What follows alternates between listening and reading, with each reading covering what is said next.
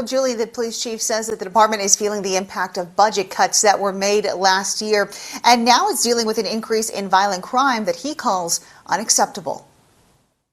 It's been an extremely violent past 7 days. Oakland Police Chief LaRon Armstrong making a plea to the public about a rise in violent crime.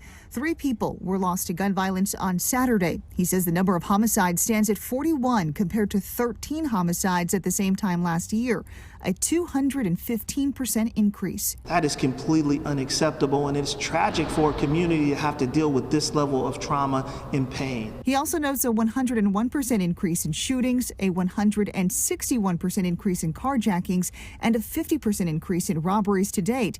Those figures all compared to the same time in 2020 when the Bay Area was under a statewide lockdown. Armstrong says the department is feeling the impact of the nearly $30 million in budget cuts the city made last year, and it needs resources. This city has to value the lives of our community members. We need resources. We need the community's help to be able to address violence. Police can't do it alone. All this while the department deals with an increase in sideshows, expanding to places not normally seen. This one at 51st and Telegraph involved 100 cars Sunday, and shots were fired. We have to make a choice between, do we address violent crime or do we address sideshow, both of which are violent. We shouldn't have to do that. Armstrong says a pregnant woman went into labor while caught in the middle of a sideshow this weekend. Their units cleared a path for first responders to rescue her.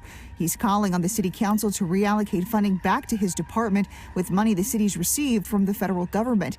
The council is currently in talks on how to spend that federal stimulus. It's unacceptable for this level of violence and there not be a response from the city of reallocating resources to address violent crime. Monday, city council members reacted. Carol Fife issued a statement saying, in part, "I believe we can more affordably address the issues that some residents are concerned about without ushering human beings into the prison industrial complex." Vice Mayor Rebecca Kaplan said in part, "I strongly oppose the mayor's devastating cuts to programs dealing with gun violence." And Dan Kolb says he and the council are working to restore and unfreeze some portions of the police department's budget, including Operation Ceasefire, sideshow enforcement overtime, and community resource officers.